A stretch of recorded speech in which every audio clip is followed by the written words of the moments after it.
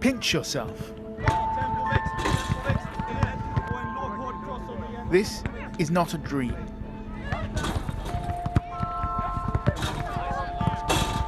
It's the first proper week of spring. And after the long Nordic winter, people are out in the parks, mixing, mingling. I work as a midwife at the hospital here in Stockholm. I just came from my night shift, so I woke up quite recently, and it's such a freedom to just be able to be here at the open field and with the sun, the blue sky, and the wind, just to clean your mind a little bit. Stockholm feels like a parallel universe, where life, as we all once knew it, continues as if unchanged. I think there have been a huge overreaction in most countries around the globe. They're doing the wrong thing. That's what I think. They should be doing more like Sweden does.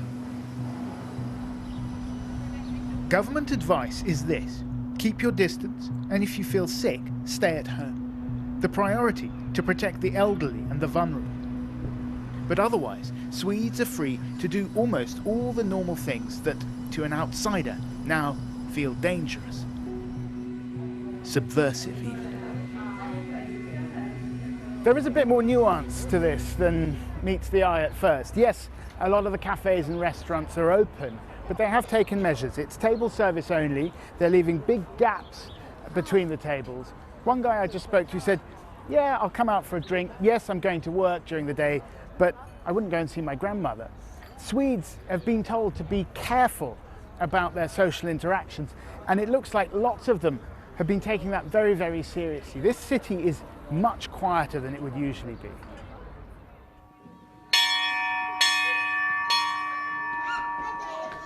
Here's how social distancing works in the lunch queue at primary school. It's more an aspiration than a rule. They've taken other measures too, spacing out the desks, avoiding activities with too many kids together. Schools in Sweden are not just open, attendance is compulsory for children up to the age of 16. For the head teacher at this school, an immigrant from the Philippines, it's been a challenge.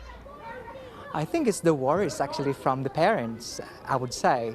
But then when they have seen that I actually make sure that I follow recommendations from the health authorities, I mean, they accepted that. And I think it's actually rooted in the culture, you know, that's something that I've actually noticed, that when it comes to trust and respect, it's quite solid in Sweden. Trust is at the heart of the Swedish strategy. Social distancing measures are requested, not dictated. And in return, most citizens, more than 75%, according to a recent poll, have faith in the authorities' approach. So this is the Public Health Agency of Sweden. This is where Sweden's coronavirus policy is made. Anders, I'm Gabriel. The man leading that strategy doesn't talk explicitly in terms of herd immunity, but that is effectively the plan. Anders, I spoke to you, I think, about 3 weeks ago. And I said, are you sure you're taking the right approach? And you said, come back to me in a few weeks' time. So how are you feeling now? I think to great parts we have been able to achieve what we set out to achieve. I mean, Swedish healthcare keeps on working, basically with a lot of stress, but not in a way that they turn patients away. What has not worked out very well is our death toll. And that's very much, I mean, it's partly due to the strategy, but not really very much. It's mainly due to that our elderly, or homes for elderly, have not been able to keep the disease out. So the deaths is obviously one of the key things where you want to get a good outcome. Is there a part of you that is thinking, have we got the right strategy here? Yes, of course, always there is, but still, almost 50% of the deaths takes place in elderly care. From our point of view, it does not disqualify our strategy as a whole. If you are basing your decisions on different data from the rest of the world, What is the data that you are basing your decisions on? But I think the question is, what data does the rest of the world base their decisions on? I think that's just as relevant. And we've been looking around, and there's very few things around that. There is the report from Imperial, a non-peer-reviewed report. That's one of the few things that you can find. And in most countries, you find nothing. The outbreak in Sweden is concentrated in Stockholm, but there are big variations by district. I think it's a little bit weird that we're moving around and not taking proper precautions. Here in Rinkeby, where the overwhelming majority is from an immigrant background, the number of recorded cases is almost 3 times the capital's average. Okay. Everybody comes by and would like a test. And because it says in the newspaper that they want to increase their testing capacity to 10,000 a week, but we haven't seen a single test yet. But everybody has these symptoms that last for weeks and weeks, so we can just assume that it's COVID-19. Today, the Public Health Agency estimated that by the end of the month, a quarter of the capital's residents may have been infected with COVID-19. Progress towards herd immunity? Perhaps. But the truth is, no one knows the real numbers. I've spoken to a doctor who works with COVID patients at a hospital here. He didn't want to appear on camera, but he told me, "I'm afraid." He said, "There are so many things that we don't know about this virus. Why are they taking this risk?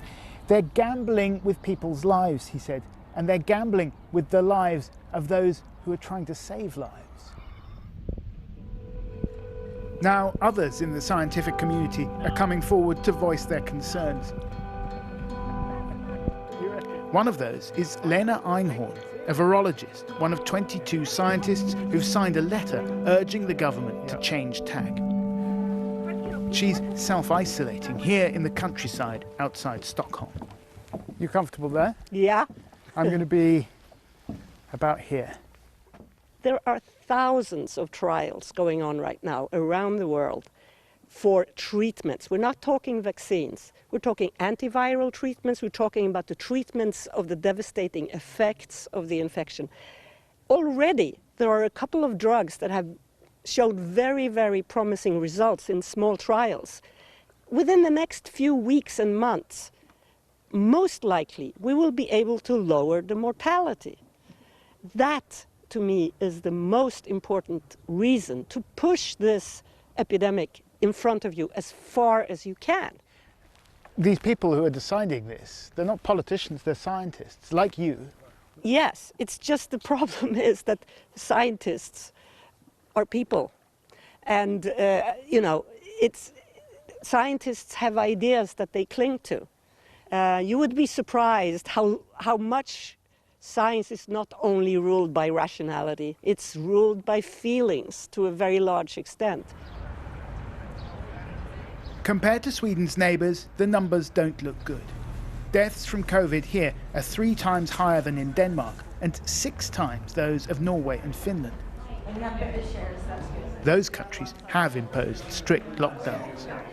I think it's too early also to say is a lockdown good or bad, because many countries are now having a discussion within the political sector, but also in the whole society. Should we lift the restrictions? In what way? What will happen?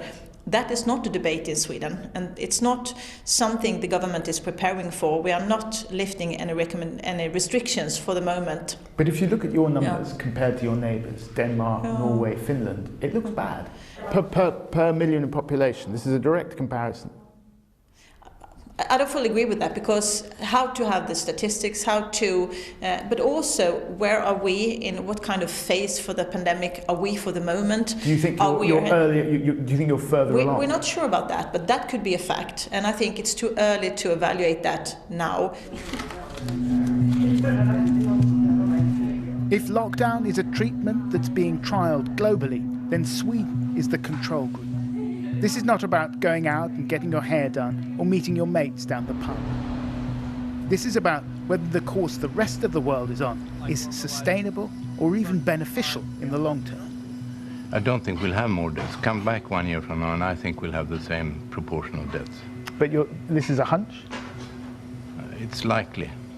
I mean, this is a virus. That's a hell of a thing to base your hunch on. Yes, maybe, but just wait a couple of months and the death toll in the UK will be going up compared to Sweden. It will be some time before we know whether this hunch is proved right. For now, it does feel like a big gamble.